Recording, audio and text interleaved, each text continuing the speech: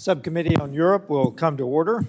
The purpose of this hearing is to examine the scope of Russia's and China's hybrid warfare tactics in Europe and to assess policy solutions to support U.S. interests.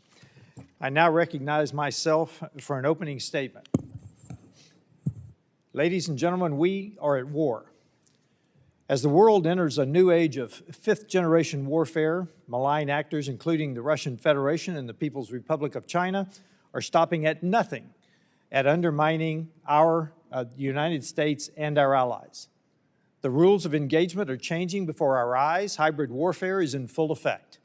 Across Europe, governments are facing newfound threats that were once considered unimaginable, blatant violations of airspace, weaponized migration, intricate sabotage of infrastructure, crippling cyber intrusions, and more.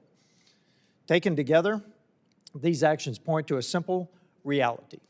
We are at war, even if it is not declared in the traditional sense. The MAD concept, mutual assured destruction, does not apply in this gray zone conflict, and we don't know where the line of kinetic conflict lies between the great powers. But what is hybrid warfare? What are these new threats? According to NATO, hybrid warfare is the combination of military and non-military, as well as covert and overt means, including disinformation, cyber attacks, economic pressure, deployment of irregular armed forces, and use of regular forces. Hybrid models are used to blur the lines between war and peace and attempt to sow doubt in the minds of target populations. They aim to destabilize and undermine whole societies. While the nature of these threats remains fluid and are changing by the day, I would simply describe the strategy being employed by Russia and PRC through the DIME framework. They're using diplomatic, information, military, and economic means to intimidate, harass, and sabotage NATO member states, institutions, and societies. Since Russia's full-scale invasion of Ukraine in 2022, these newfound strategies employed by Moscow and Beijing have only increased in intricacy and persistence across Europe. It is vital that this subcommittee identifies, analyzes, and acts accordingly to address these emerging threats today to ensure a more secure tomorrow. In the air, drone incursions over major civilian travel hubs, in addition to military installations, remain a safety, security, and intelligence challenge. The results of these drone sightings have been chaos for governments and passengers, with airports having to temporarily shut down, with authorities still struggling to grapple with this emerging threat. Just this past September, Polish and other NATO aircraft shot down several Russian drones that entered Poland's airspace, and NATO F-35 fighter jets intercepted Russian MiG-31 fighters violating the airspace of Estonia. Overall, this increase of malign aerial activity has heightened tensions, especially on NATO's eastern flank, that has exponentially increased the potential for future kinetic conflict. On the ground, Russia, particularly through its GRU intelligence service, is conducting a range of conventional and non-conventional sabotage schemes. These schemes include arson attacks on commercial hubs like shopping malls, the sabotage of railways to cause derailments, the severing of underwater power and communications cables, and the smuggling of illicit items and disruption of airspace using weather balloons. While the malign actions range in sophistication and effect, the objective of the Federal Federation is to cause general chaos and damage, not just against strategic targets, but across all areas of society.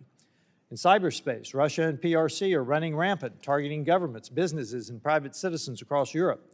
According to a report from Microsoft, cyber attacks emanating from the Russian Federation against NATO countries has increased 25% year over year. I suspect that's low. These attacks target critical infrastructure, government services, financial services, transportation systems, energy, healthcare sectors of NATO members. Similarly, the PRC is unleashing its own state-sponsored hackers, including Salt Typhoon, in addition to continued efforts to embed its own technology throughout key areas of the European economy. Last week, 2 technology companies based in China were sanctioned by the UK for dangerous and indiscriminate cyber attacks that were carried out against 80 government and private industry IT systems. Frankly, to our witnesses, Your written testimonies lend absolute credibility to the fact that we are at war. I wish I could assign them as required reading for a significant segment of the American population. Every nation in Western civilization needs to understand the breadth and the depth of China burrowing into Western national defense backbone and infrastructure, just how much China controls. I believe the sovereign nations of the West are awake to the danger. We now need to accelerate our ridding of the West of Chinese influence and control. I look forward to your testimony today. We hope that you can provide this committee with concrete policy recommendations on addressing these hybrid threats that threaten U.S. interests. With that, I recognize the ranking member, Mr. Keating.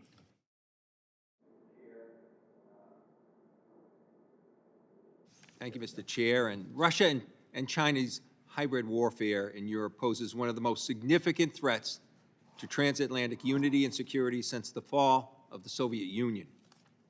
While Russian and PRC tactics are not new, they are enduring. And in recent months, we've seen Lithuanian authorities indict 15 individuals for an alleged Russian plot to blow up mail parcels on aircraft reportedly inbound to the U.S. and Canada, and dealt with the fallout of China's Salt Typhoon attacks on U.S. critical infrastructure, among many other incidents. This week, the chief of M16 in United Kingdom warned of Russia's acute threat to the West. As the benefits of the democratic system have become clear and deterrence to security alliance have proven effective, Russia and China have become fast friends, refining their playbooks to exploit vulnerabilities, manipulate political discourse, and chip away at our shared transatlantic values. As both Beijing and Moscow seek to undermine European security, they take significantly different tactics to achieve their goals. Seeking respect and leadership in a multipolar world, Beijing has sought to undermine the European Union through bilateral economic cooperation with countries like Hungary and Serbia. Through nodes of friendship in Budapest and Belgrade and elsewhere, Beijing has bullied allies and partners for the recognition of Taiwan, eroded European resilience to cyber attacks, and sowed doubt in our democratic institutions.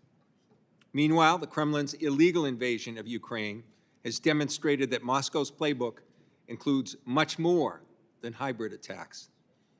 After almost 12 years of conflict, Vladimir Putin has supplemented his illegal invasion with continuous hybrid attacks against Europe and against NATO. In the recent months, more than 20 Russian drones flew over Polish territory, blurring the line between hybrid and all-out military attack. And the Kremlin has been accused of terrorism by Polish authorities for blowing up train infrastructures.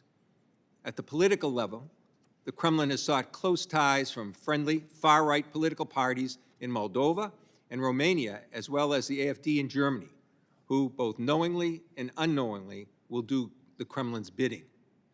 Unfortunately, Beijing and Moscow's hybrid tactics are not limited to Europe. Last week, a California court indicted Russians for targeting critical infrastructures in 5 U.S. states. And literally today, a group affiliated with the Russian Orthodox Church, long to believe to be a cover for the FSB, is in Congress seeking meetings with members and staff to spread false narratives about religious prosecution and persecution. Meanwhile, the PRC, state-sponsored cyber attacks like Salt Typhoon, and they've targeted American power grids and American companies, stealing sensitive files and intellectual property. For decades, Beijing and Moscow have only ceased their hybrid attacks when the transatlantic alliance remains united in defense of our shared values. Today, that brings in Ukraine, where the only way to ensure a Ukrainian future, a future that's free of Russian hybrid attacks, is with credible U.S. backing and security guarantees for Kyiv. It also means calling out Russian political interference and Beijing's malign investment schemes in Europe, wherever they're seen, and subsequently responding with sanctions and other punitive measures to show the Kremlin and President Xi that the United States is serious. Unfortunately, rather than respond effectively to Russia and China's hybrid tactics in Europe, the Trump administration has embraced Beijing and Moscow. On December 8th, the White House approved the export of advanced NVIDIA H200 chips to China. On the same day, the Justice Department indicted an American and 2 PRC natives for the alleged illegal smuggling of those exact chips to China. Meanwhile, the State Department's Undersecretary for Public Diplomacy met last week with a politician from the far-right AfD who the Kremlin had once described as a member of parliament under our absolute control. This administration's actions have consequences. Failing not to stand up to Moscow and Beijing's hybrid tactics, but rather embracing them, makes America less safe, less strong, and less prosperous. I hope this distinguished panel of witnesses here today can help shed some light on the true hybrid threats posed to Europe and the United States and recommend a way forward for the Trump administration to change course. I look forward to their testimony, and I yield back the balance of my time. Other members of the committee are reminded that opening statements may be submitted for the record. We're pleased to have a distinguished panel of witnesses before us today on this important topic. Mr. Craig Singleton, the China Program Senior Director and Senior Fellow at the Foundation for Defense of Democracies. Mr. Christopher Walker, the Vice President of the Center for European Policy Analysis, and Ms. Laura Cooper, an Adjunct Assistant Professor at Georgetown University. This committee recognizes the importance of the issues before us and is grateful to have you here to speak with us. Your full statements will be made part of the record, and I'll ask each of you to keep your spoken record remarks to 5 minutes in order to allow time for member questions. I now recognize Mr. Singleton for an opening statement. Chairman Self, Ranking Member Keating, and distinguished members of the subcommittee, thank you for inviting me to testify today about Chinese hybrid warfare in Europe. I'm pleased to offer policy insights from the nonpartisan Foundation for Defense of Democracies, where I serve as a senior fellow. In my view, China's hybrid warfare strategy is best understood as a campaign to shape European decisions before a crisis, so that when a crisis comes, Beijing faces a more divided, distracted, and dependent continent.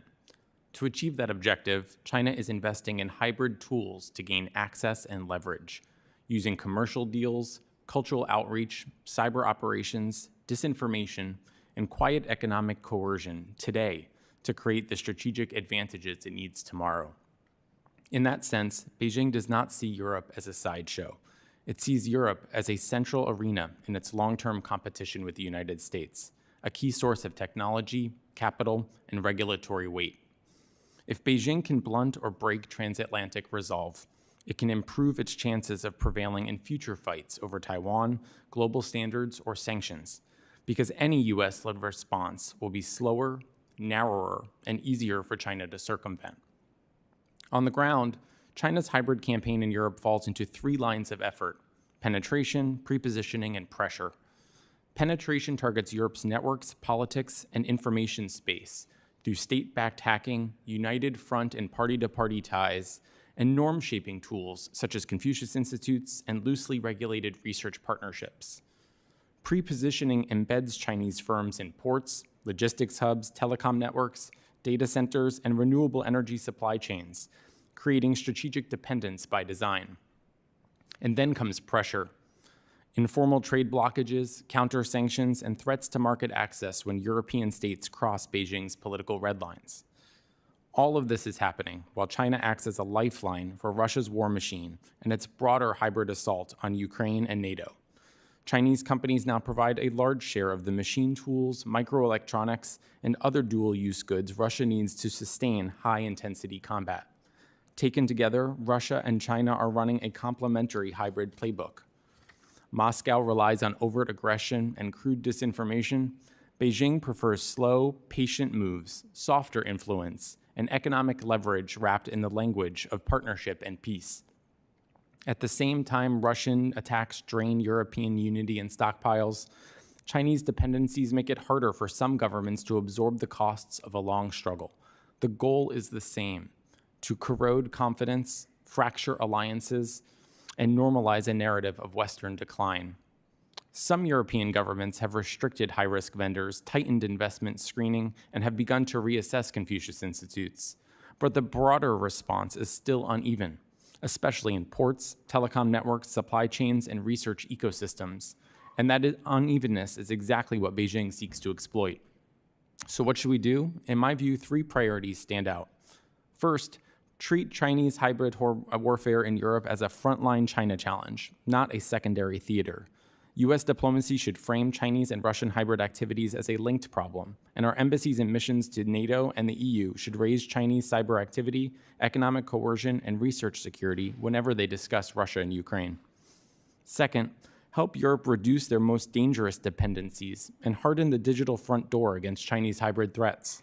Congress can support European efforts to de-risk from Chinese leverage in ports, telecom, and critical minerals, and encourage joint cyber resilience work with European allies. Third, raise the costs for Chinese coercion and support to Russia.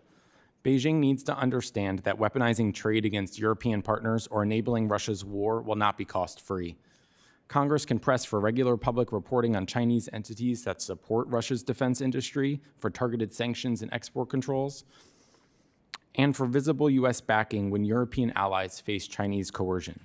At the end of the day, this is about more than troops and tanks. It's about who controls the ports, platforms, pipelines, and public narratives that shape Europe's choices in a crisis. A Europe that is more resilient, more diversified, and more clear-eyed about China will be a powerful force multiplier for U.S. strategy. A Europe that remains dependent, divided, and distracted because of Chinese hybrid warfare will not. On behalf of the Foundation for Defense of Democracies, I thank you again for inviting me to testify today. Thank you, Mr. Singleton. I now recognize Mr. Walker for an opening statement. Chairman Self, Ranking Member Keating, members of the committee, thank you for the opportunity to testify on a threat landscape that strikes at the foundations of U.S. national security and undermines American strategic influence, Russia's broad spectrum warfare across Europe, and China's pivotal enabling role in sustaining and amplifying these efforts. This is not an abstract challenge. It's a systemic assault on free societies that's being waged by ambitious dictatorships which themselves deny their own people basic freedoms. For its part, domestically, the Chinese Communist Party uses extensive state power to suppress dissent. Abroad, where the possibility for such direct coercion is more limited, Beijing relies on educational, cultural, media, and other overseas platforms to extend its influence within open societies. China and Russia together represent among the world's most repressive censorship regimes. They seek by their nature to eliminate free speech domestically and export the tools to do so abroad. This is an important backdrop to recognize for a context in which the authorities in Russia and China, increasingly working with a grouping of like-minded autocratic regimes, have strong ideas about the way the world should be organized. A report the Center for European Policy Analysis released in November 2025, titled War Without End, Russia's Shadow Warfare, puts the threat from Moscow's progressively brazen approach into context. War Without End observes the following: that the Kremlin's overriding concern is not national security, but the survival and continuation of the current regime. That Russia's leadership already believes that it's at war with the West, even if many Western democracies still do not see it this way. Finally, this report observes that the Kremlin does not compartmentalize various wars it's prosecuting. It views its full-scale war on Ukraine and its shadow warfare in Europe as two linked fronts in the same wider conflict against the West. Russia's shadow warfare represents a crucial dimension of Moscow's playbook, a concerted campaign of attacks designed to degrade an adversary without provoking a military reprisal. Russia's leadership understands that, at least for the time being, it can't fight Europe directly, so it pursues shadow war, which tests the vulnerability of critical infrastructure to destabilize societies and governments, and provokes reactions designed to undermine national, European, and transatlantic unity and institutions. Our research makes clear that Russia, like China, does not view conflict through a binary war-peace lens. Instead, Moscow operates in a constant state of confrontation, using shadow warfare to manipulate, coerce, and destabilize targeted states without triggering a conventional military response. Russia uses its toolkit to achieve several crucial objectives, which have the effect of undermining U.S. interests. First, undermining NATO cohesion through covert and deniable operations. Second, it targets critical infrastructure vital to U.S. force protection. Third, it creates ongoing, sustained instability in Europe. This is not a coincidence, it's a strategy, and this is where China's role becomes especially important. China functions as a crucial enabler of Russia and Moscow's shadow warfare, and these two authoritarian powers share a common interest: weakening U.S. leadership, fracturing Western unity, and creating strategic paralysis across the free world to the extent they're able to do so. Among other forms of support, Chinese-backed and Russian-maligned networks distort policy debates and make democratic systems more vulnerable to both Russian and Chinese influence. They reinforce each other. Among other forms of support, Chinese-backed and Russian-maligned networks are sharing technology and components that are used by Russia, including microchips for weapons and surveillance systems and drones used in reconnaissance and covert action. The various forms of support from China for Russia's activities makes it harder for the U.S. and its allies to impose meaningful costs. The result is that Russia gains political space to conduct such activities with fewer risks and fewer consequences. Since 2012, when Xi Jinping became China's top leader, the same year that Vladimir Putin returned to the Russian presidencies, I would argue the two leaders have arrived at what might be understood as a shared consciousness on the world they would like to take shape. It's one that's at direct odds with the values and interests of the United States and other free societies. In this context, and focusing on CEPA's focus on resilience, allied unity, and confronting authoritarian coercion through shadow warfare, I offer the following top-order recommendations: strengthen transatlantic resilience against shadow warfare, reduce economic vulnerabilities exploited by Russia and China, counter covert influence and malign finance in democratic systems, and reinforce NATO cohesion and deterrence. I thank you for your attention. Thank you, Mr. Walker. I now recognize Ms. Cooper for an opening statement. Thank you. Chairman Self, Ranking Member Keating, members of the subcommittee, thank you for this opportunity to discuss Russian hybrid threats. This is my first appearance before Congress since my final assignment at the Pentagon as Deputy Assistant Secretary of Defense for Russia, Ukraine, and Eurasia, capping 25 years of federal service. And the views I will express today are solely my own. This is a condensed version of the statement I submitted for the record. What was a dribble of destructive actions from 2014 to 2022 has become a wave of Russian hybrid attacks that has intensified and broadened in scope. We have seen Russian-linked individuals carry out well over 100 acts of sabotage and attempted attacks in Europe since 2022. For example, damage to railway lines, cyber attacks with physical effects, explosions in warehouses and factories, and assassination attempts, as well as incursions into NATO airspace by Russian drones and fighter aircraft. Russia and the Lukashenko regime in Belarus have weaponized migration, flooding NATO countries with illegal migrants. All the while, Russia projects an image of inevitable victory with propaganda that paints a false picture of swift Russian battlefield advances. So how does this hybrid war fit into Russia's strategy? Russia's calculus on hybrid war in Europe is enmeshed in its objectives for its conventional war against Ukraine. The Kremlin's immediate goal is to cut support for Ukraine by creating fear. The long-standing Russian goal is to exploit fractures within the NATO alliance and undermine NATO's effectiveness.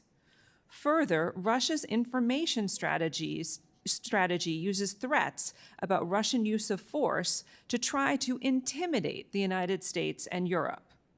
I believe weakness in our response to Russia's war of conquest in Ukraine and hesitancy in our response to this hybrid campaign, in turn, will lead to further Russian escalation.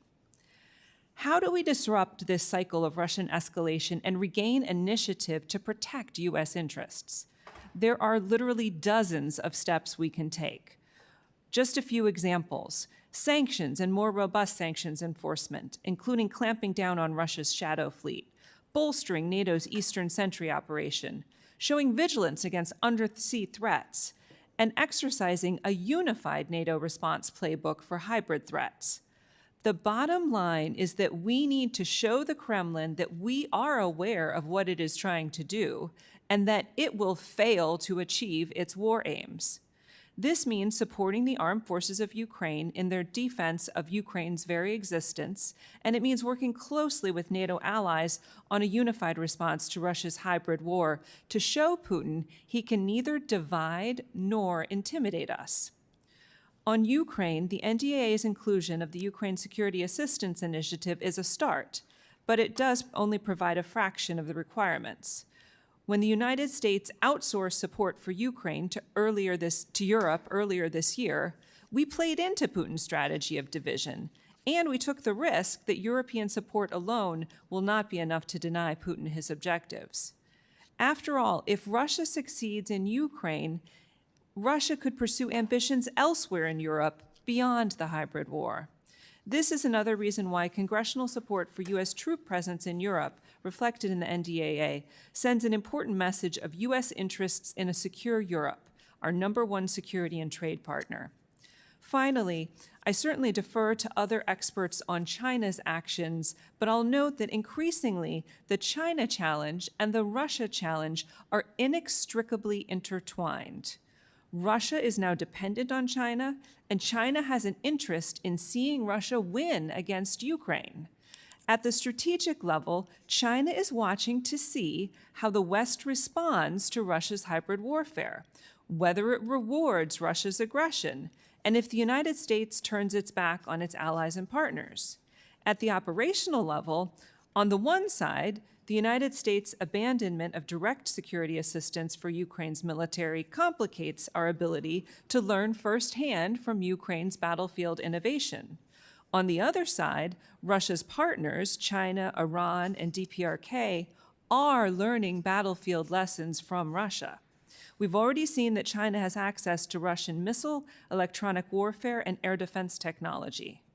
This authoritarian quartet sees eye to eye on one critical issue: the desire to degrade U.S. power.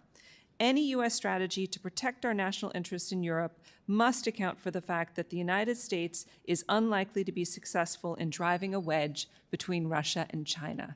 Thank you very much. I look forward to your questions. Thank you. I now recognize myself for 5 minutes for questions. Mr. Singleton, in your testimony, you mentioned that Europe still depends on Chinese technology, capital, and raw industrial outputs in ways that Beijing can weaponize in a future crisis. A couple of issues, and I would like for you to put this in the context of the Chinese playbook, which is to steal, scale, corner, and then strangle markets. So how deep is Europe's dependence on Chinese output in those areas for its own defense capabilities? And some examples, if you have them, please. Sure. Thank you very much, sir, for the question. I would say they're in deep, and it's in certain instances deepening. These represent soft choke points for the Chinese Communist Party to leverage.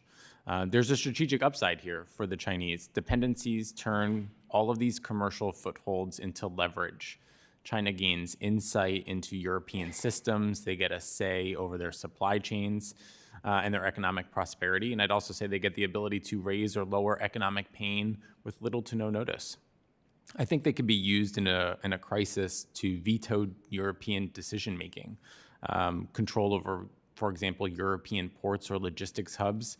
That could complicate the flow of forces in a crisis and NATO logistics.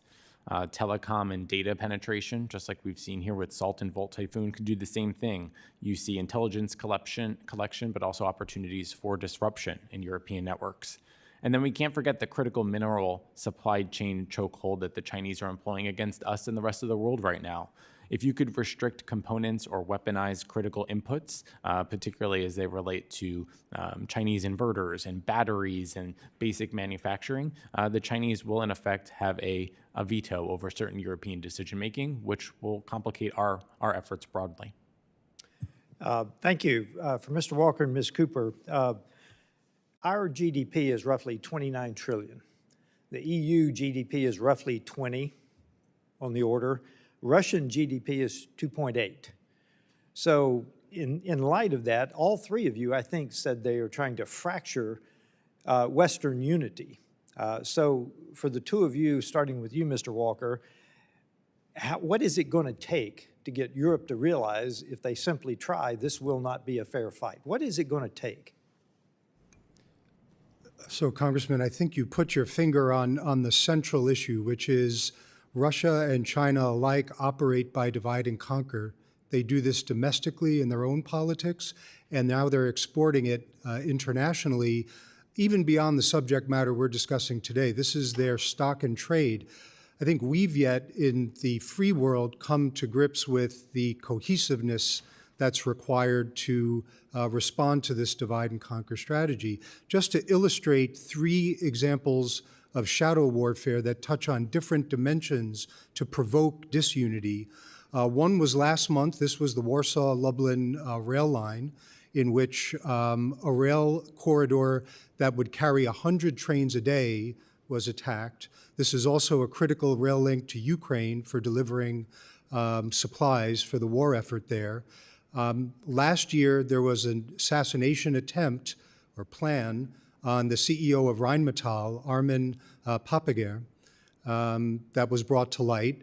And then finally, these are not exhaustive, these are illustrative examples. The year before, in 2023, the Baltic corridor pipeline was attacked, and this is widely understood to have been both Russia and China.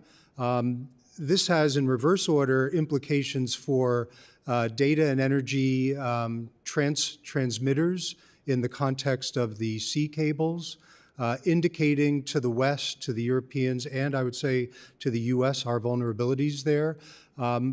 With respect to the CEO of Rheinmetall, it reflects a willingness to go after the leadership of our defense industrial community.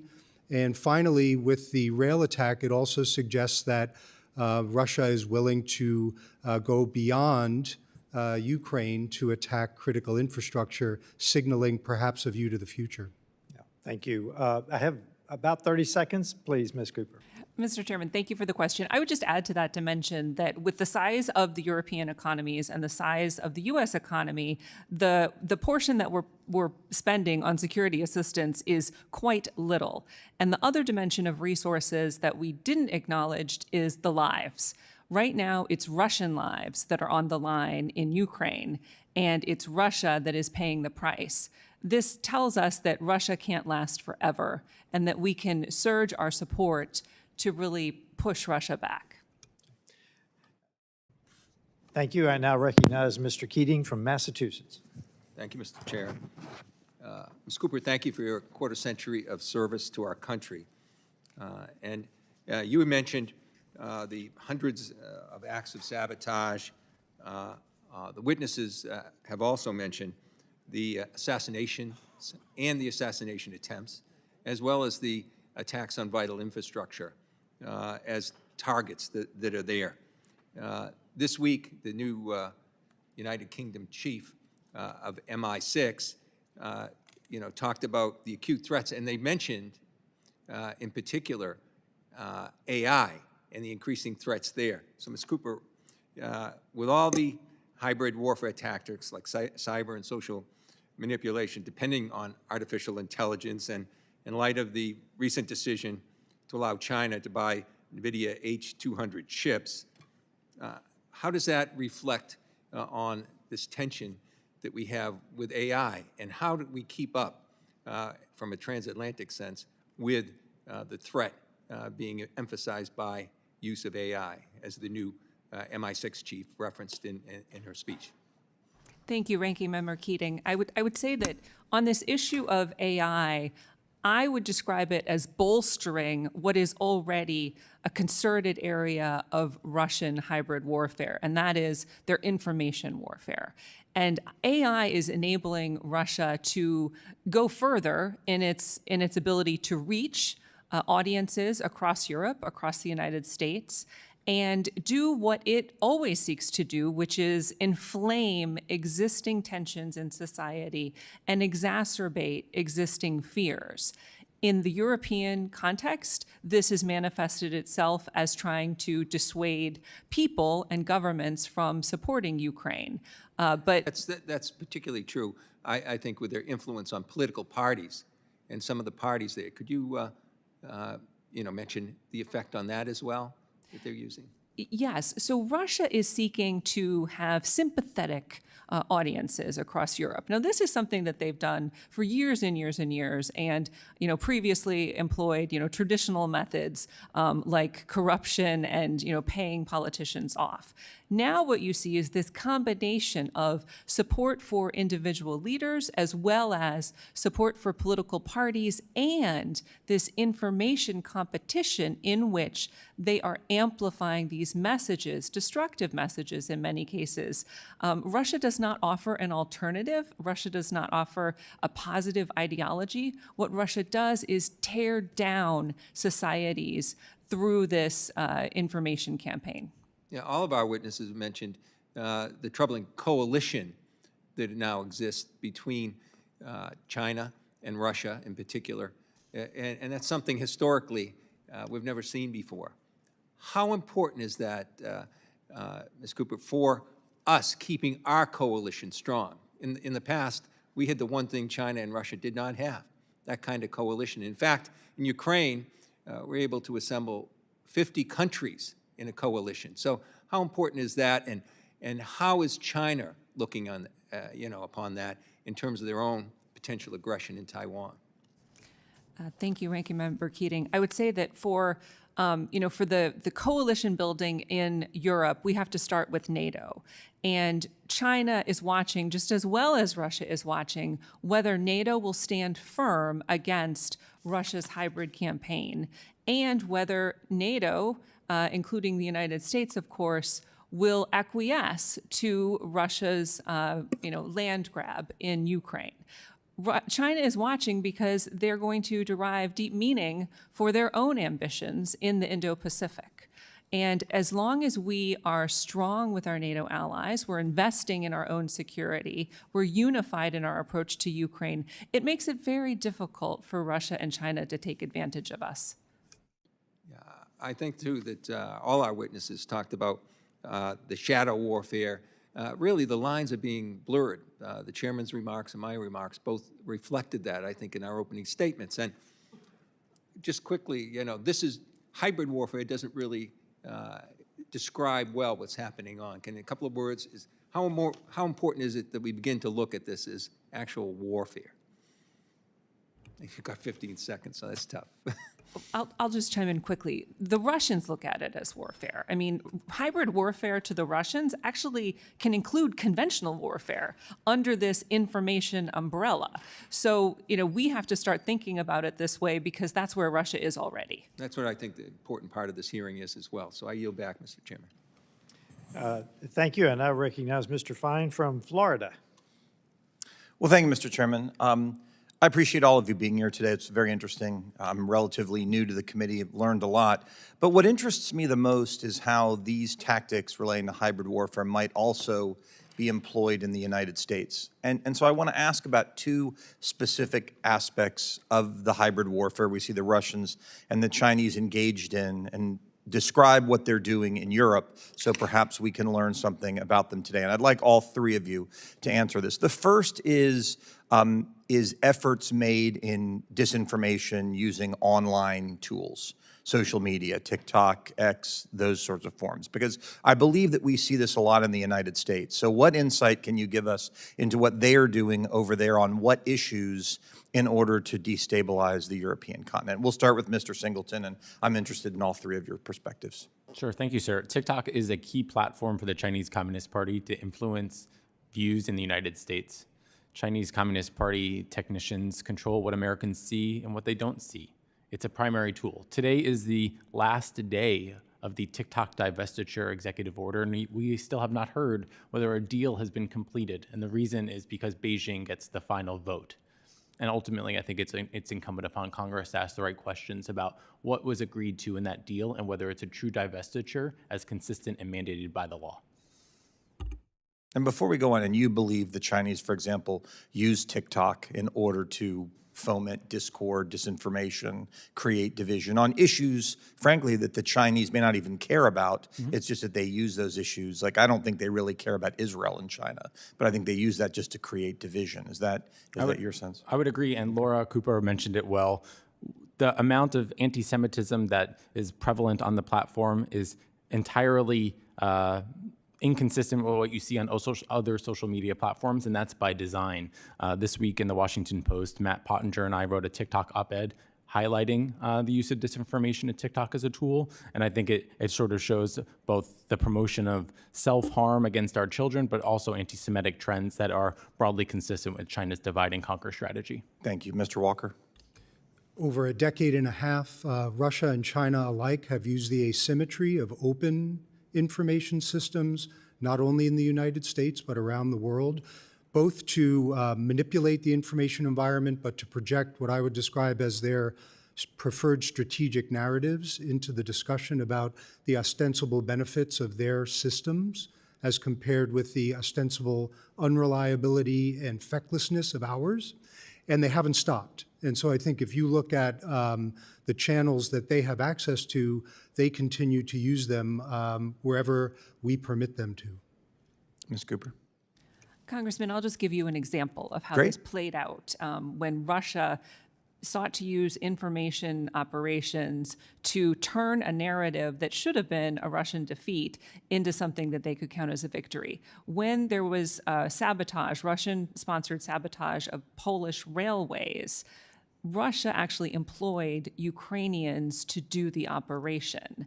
They then had an information campaign in Poland to try to whip up anti-Ukrainian sentiment. Incredible when you think that this operation was a Russian operation to begin with. Do you all, and I'll start with Ms. Cooper and go down there, do you all have any policy ideas that we could employ? Obviously, forcing China to sell TikTok is an obvious one. But other than that, strategies, bills, ideas that we could pass that might affect these state actors' ability to manipulate our systems, which are built on freedom. They're trying to use them to take freedom away. Do you have any ideas on things that we could do in that regard? Hopefully you do. This is a phenomenally vexing question precisely because we don't want to harm our own freedoms and free speech. I suspect ultimately we'll need to compete more assiduously in the information domain as a conceptual matter, as a way to compete against Russia and China. This is the way they see it. China, for its part, invests billions of dollars annually in their global information outward-facing efforts. Russia is widely understood to invest hundreds of millions of dollars at a minimum globally. We don't do that. Well, thank you. Look, I'm about to run out of time, but I would say the risk that we have is these nations use our freedoms, manipulate our freedoms to then try to take them away. And so I think that dealing with this, we see what's happened in Europe with the division over there. It's certainly come here, and I appreciate all of you focus on this hybrid warfare because I think we're experiencing it in our own country right now. Thank you, Mr. Chairman. I yield back. Thank you. I now recognize Mr. Amo from Rhode Island. Thank you, Mr. Chairman. And thank you to our witnesses for being here. From Russia's attacks in Europe to China's continued aggression in the Indo-Pacific, hybrid warfare poses a new and growing risk to the United States and our allies around the world. We cannot face this threat alone. We must work with our allies to successfully counter and deter these attacks. And we must continue our support for our ally, Ukraine, which is at the literal front lines of these hybrid attacks. However, President Trump's national security strategy chooses a different path.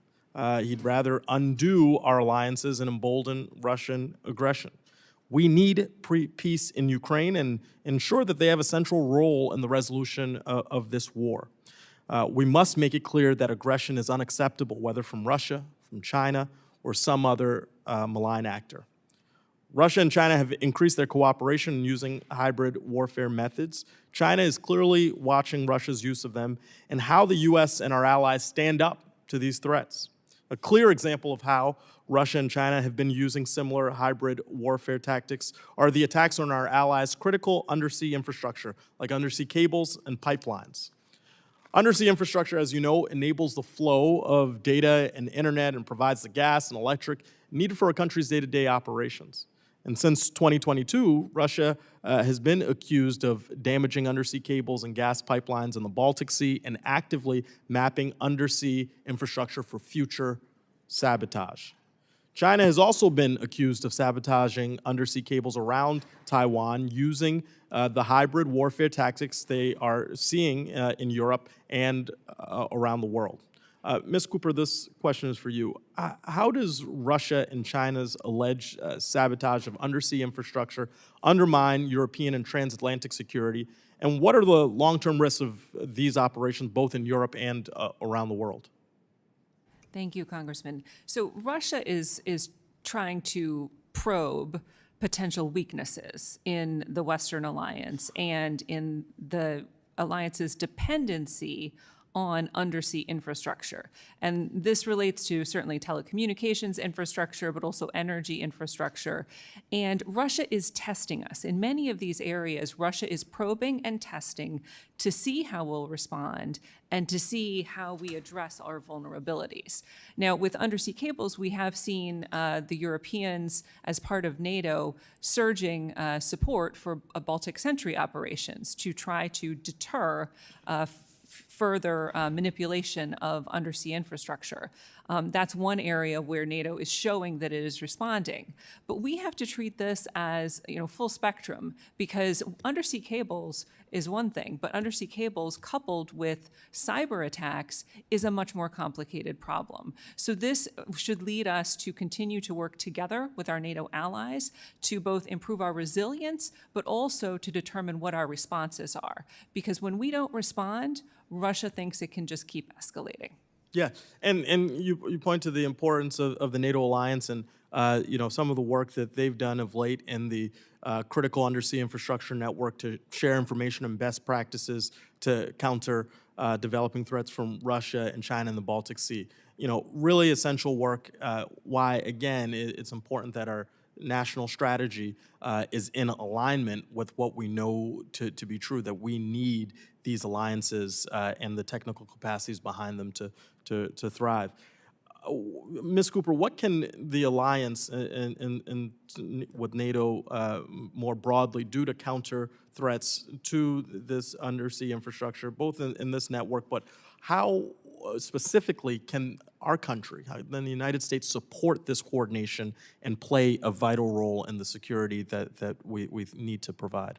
Thank you, Congressman. Well, as part of NATO efforts, we need to continue to support NATO in its vigilance in operations to deter these attacks. We also need to support resilience of our infrastructure, and this is infrastructure in Europe, but also transatlantic infrastructure, certainly, and that includes a big focus on cyber.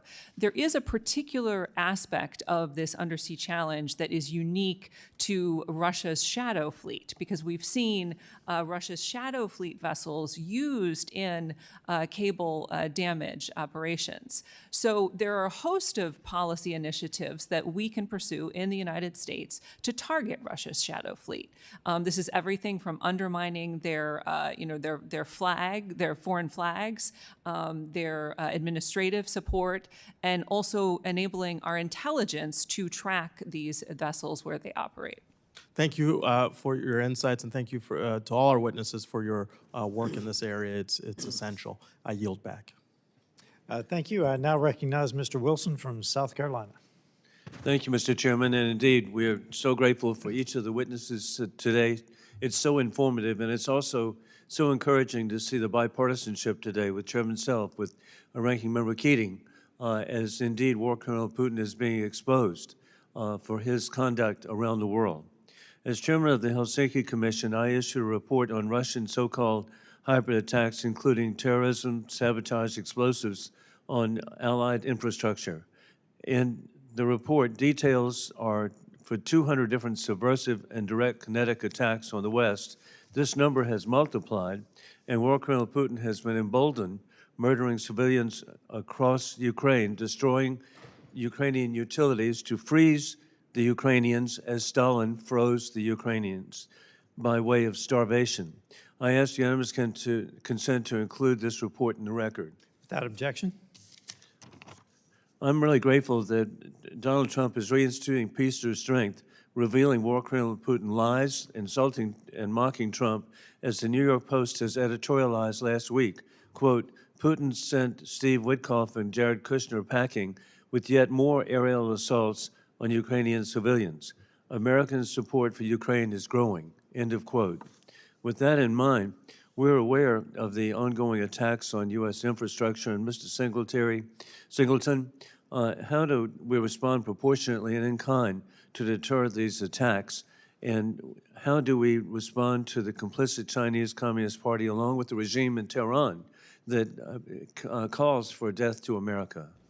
No, thank you, sir. I mean, I think as we were talking about, how do we define gray zone? We should view it as, I think Senator Ricketts and Senator Coons do. I think it's helpful framing for this question. They call it illegal, coercive, aggressive, and deceptive. And I think those four qualities capture what we're talking about Chinese pre-positioning here on our electrical grids and throughout our critical infrastructure. Of course, the first is better defense, but we need to increasingly start to evaluate opportunities for offense. And it goes beyond DOJ indictments and potentially sanctions against Chinese companies. We need to work collectively with our partners and friends to share intelligence about what we're doing and impose real costs, whether that's going after Chinese banks, going after different parts of the Chinese government. At this stage, Marxist-Leninists have a phrase, if you feel mush, push. And I think at this point, we haven't sent the correct message about deterrence and what we're willing to do and perhaps not do to protect our networks. Thank you very much. And Mr. Walker, a great fake myth of Russian disinformation info operations paints War Colonel Putin as a defender of Christian values. In reality, there is no freedom of religion, and evangelizing of Christianity is illegal in Russia. Only religions that are subordinate to the Russian state are allowed. According to a Forbes article, Putin runs the Russian state and the Russian church too. Patriarch Kirill was a long-time, unbelievably, long-time KGB agent for maybe 20 years in Switzerland. The thought that he would be patriarch, to me, is inconceivable. He blesses bombs on civilians and justifies kidnapping children. Russia explicitly murders Christians in Ukraine. Protestants are targeted in particular as they associate with America. There is a review of Faith Under Attack in Ukraine by Fourth Sign Productions by Colby Barrett, and I ask unanimous consent to include this review for the record. Without objection. And with that in mind, Mr. Walker, how do we support Christians who are targets of the Putin state? How do we counteract the state control of the Russian Orthodox Church?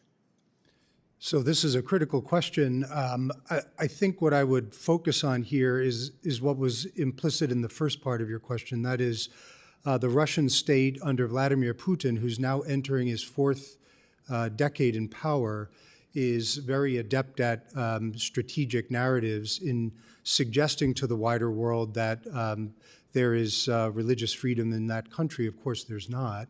And this is something that he's played to his advantage in certain instances.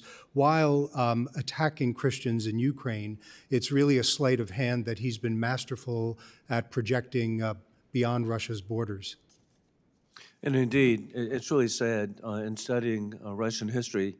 Sadly, the state, whether it be under czars, under the Soviet Union, and now continuing, there's been a subversion of the state, of the church, and we only wish for freedom ultimately for the people of Russia. Thank you.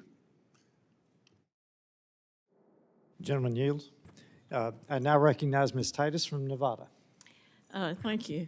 You know, a lot of the conversation has been about the side of shadow warfare that attacks infrastructure. I appreciate Ms. Cooper talking about the other side of it, or other aspect that where Russia aligns with authoritarian leaders, influences right-wing parties, and focuses on issues. And one issue I've learned about and found interesting recently in Moldova and Romania is the use of the immigrants who had left Ukraine and come to those countries and now were using their resources. And so trying to turn the people there against the Ukrainians. And also not just doing it in those countries, but among their diaspora around Europe. Now, both of those countries were successful in standing that off, but would you talk to us about maybe what lessons we can learn from them that might apply to other countries so you can see how to stand up against that kind of influence during an election period? I can take a crack at that, Congresswoman. Please. I'd just like to give a bit of my take on Moldova, the Moldova case, and how they withstood tremendous Russian pressure to turn the election in Russia's favor and failed. Moldova first had a lot of vulnerability in the energy sector because it was very dependent on Russian oil. But smartly, Moldova actually diversified its energy resources and has become significantly less dependent on Russia. Russia has also always used corruption to fuel its political candidates and has used corruption as this tool of political influence. Well, in Moldova, you have a president, Maya Sandu, who is known to be immune practically to corruption and has a tremendous reputation for being anti-corruption. I think that, corruption can be Russia's, weapon, but it also can be Russia's Achilles heel because the voters in Moldova, they made the choice, the opposite choice of what Russia wanted. I might just add to this. In Moldova's case, it's understood that there were astonishing, shocking amounts of resource that Russia put into the country in an effort to manipulate those elections. And to Moldova's remarkable credit, they fended it off. It's a country of 3 million and managed to have an election that was competitive and had a legitimate result. Well, I still think we need to look there for some lessons. I mean, not everybody can diversify their economy, and not everybody fights corruption, but maybe that gives us some clue. I think the big elephant in the room, though, is as we've heard from all of you, most of the people on the panel, how we need to stand up to Putin and strengthen our alliances, and yet we've just come out with a new national security strategy that takes just the opposite approach of that, seems to me. It fails to call out our adversaries and doesn't really support our allies, especially in Europe, actually insults them. It advocates for stability with Russia, despite all the challenges and concerns that you all have addressed. I wonder if you might focus, we'll start with you, Ms. Cooper, on, what do you think about that? And how do we deal with that coming out of the administration if we want to kind of strengthen our position against Russia in this shadow war?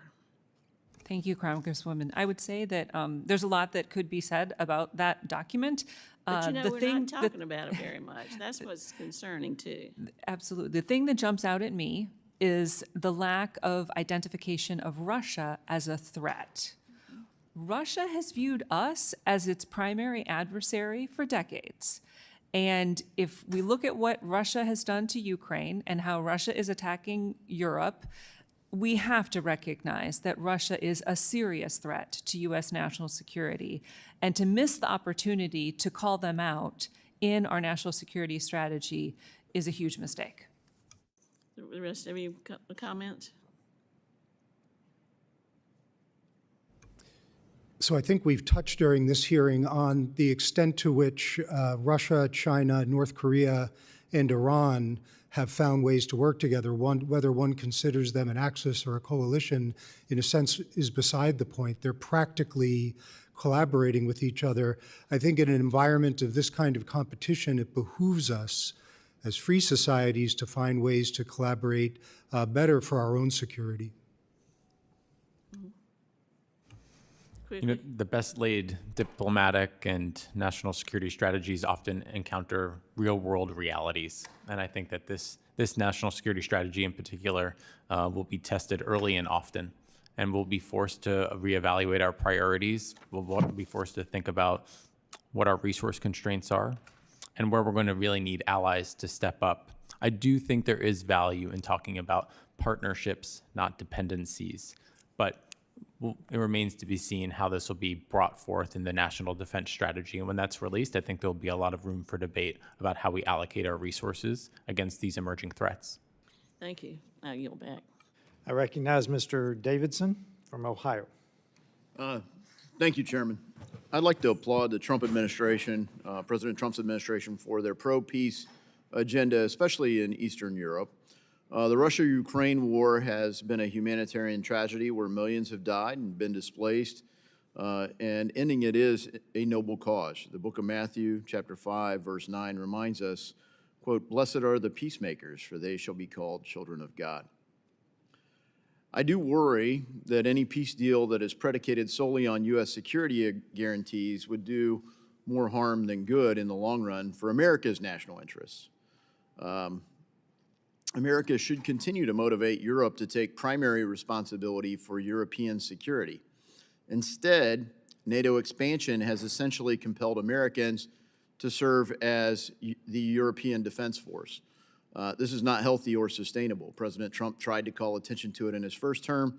We've seen tragic consequences for Europe not paying attention to their own security. So I'd like to say, why is President Trump administration's recently published national security strategy not only right for America's national security, but also right for Europe?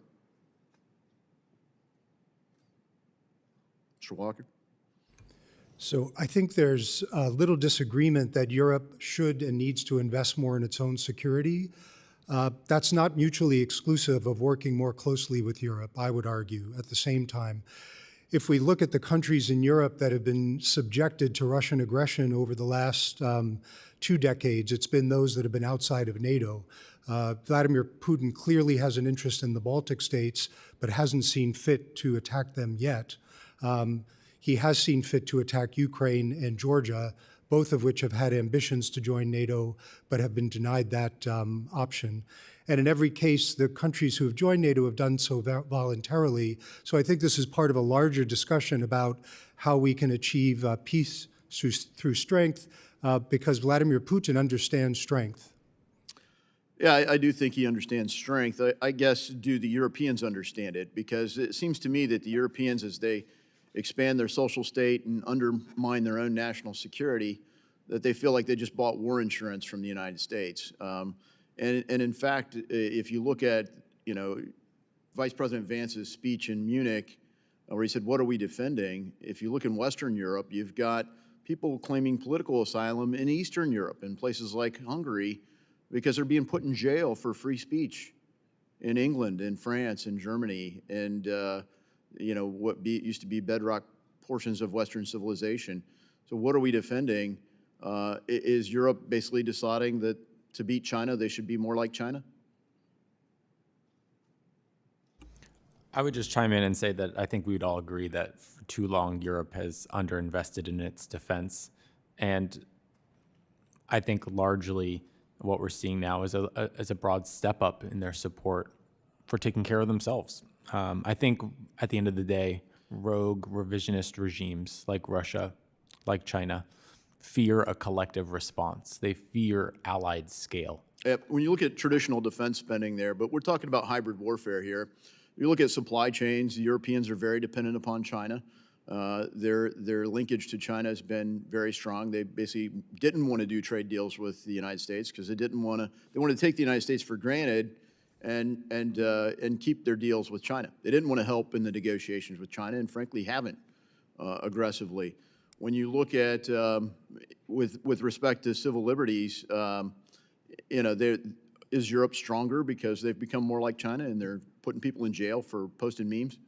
I think you mentioned Europe's dependencies on China. We're overly reliant on China. We are, in fact, but the national security strategy addresses that in the United States. And when you look at speech, we've got colleagues, including one of the members here on the panel, that essentially wants to criminalize speech in the United States.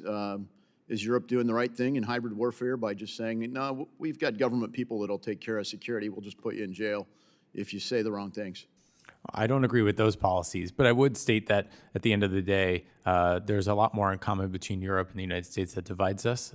And ultimately, the Chinese are going to exploit those dependencies and weaknesses. It's one thing to have it in a national security strategy. It's going to be another thing to translate that into concrete action of allied scale. And I think that's where the administration is going to have to focus its work for the next year. I think that's exactly right. When you look at the trade policy, for example, that gets it. So I was glad to introduce last week a bipartisan effort to deal with biologics, limiting the export to China, and hopefully curtailing China's exploitation of that supply chain in the United States. Hopefully we'll have a panel talking about Arctic security. You see a lot of Europe and America coming together in the Arctic.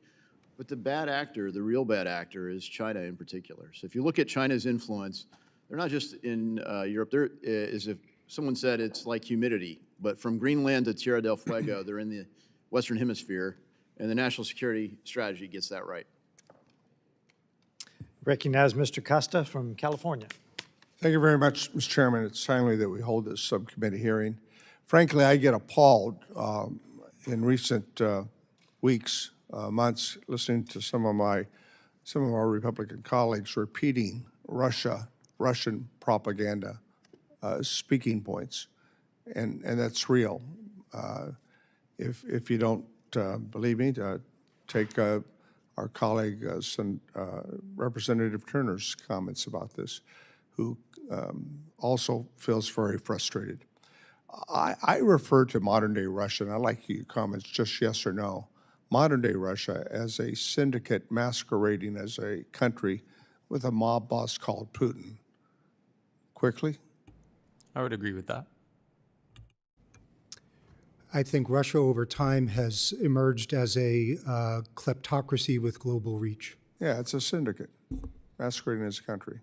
I think that's a pretty good assessment. And President Putin is therefore, when you look at the attacks on Ukraine and elsewhere on U.S. and NATO interests, is frankly, I think, been very clear about his positions on this. I don't know whether he sees himself as a recreation of Peter the Great or not. But when this war started in 2022 and the ramifications of it, it was very clear on a bipartisan basis, and I think it's still there, that this was about good versus evil. Do you agree with that? Absolutely. I would note that the war started in 2014 when Russia annexed Crimea and Certainly, invaded yes. eastern Ukraine, and it's metastasized since that time. I would agree. You know, I look at the situation with our colleagues, and I get frustrated with our own lack of response or resolve, because we were all in there finally during the invasion of World War II, and it took a long time to create the circumstances for us to engage. Then we, post-World War II, were in a Cold War, and we recognized it, and we formed a world umbrella of alliances to stand up in that Cold War. Today, we're in a hybrid war, and I don't think we appreciate the fact that the challenges that we face with our allies and coddling our enemies. I mean, China is an adversary, right? No one disagrees with that. They're also a competitor, right? And they're a vast market, and therein lies the conflicts. Russia's dependency on China in what I believe the Chinese view as a proxy war in terms of their own interests. So, you know, I'm going back to a book that was published in the late 1930s called While England Slept. Do any of you care to quickly comment on, is the United States sleeping now at this point in time? Is there a comparative analogy? Well, Congressman, I would point to where we are on Ukraine, as well as on Russia's hybrid attacks, as a sign that, in fact, we are not seeing the real threat that Russia poses. How should Europe and we respond to the Russian hybrid threats to better deter Russia from further aggression against not only Ukraine, but the West? You can all respond quickly. My time's... I can just start. I would say, first of all, it's really important that our leaders are all on the same page and making the same statements publicly to push back on Russia's hybrid warfare. And that's not happening yet. And no, sir, that is not Please. happening. I would say that we need to see the shadow warfare from a transatlantic perspective, not as an individual attack or a set of individual attacks, but more as a campaign that's actually designed to divide our cohesiveness. NATO's being undermined by President Putin, and certainly she thinks it's a good thing, right? They would welcome that. Yes. I would just argue that collective response here is what the authoritarians fear more than anything. And that's why we ought to be doing everything we can to formulate a strategy on that collective response. And we have the alliances in place, do we not? We do, yes. We both have anchor alliances, but also we have to build out this architecture of agile alignments. And they're going to differ by region and by topic, but that takes hard work. So what steps should we be taking in the cyber world to better deter Russia in supporting these regional security operations in Europe to counter their cyber operations? I think we're at the point where we need more pre-agreement among allies on how to respond so that we don't get caught flat-footed and in reactive mode on a consistent basis, which has often been the case. But we are in a cyber hybrid war today, are we not? It's a part of the broader spectrum war. My time's expired, but more needs to be continued in all of this, and we need to come together. Thank you. Thank you. I couldn't agree more. I would love to do several more rounds of this, but we have a classified briefing with the Secretary of State we're going to get to. I thank the witnesses for their valuable testimony on shadow war. I realize we've gotten into the kinetic war a little bit, but the shadow war for this briefing. I will tell you the members of the subcommittee may have some additional questions. I certainly will. We'll submit those in writing, and I ask that you respond to them because we have only broached this subject. Pursuant to committee rules, all members have 5 days to submit statements, questions, and extraneous materials for the record, subject to the length limitations. Without objection, the committee stands adjourned. Thank you so much. Thank you. Thanks for having the hearing. Yeah, thank you.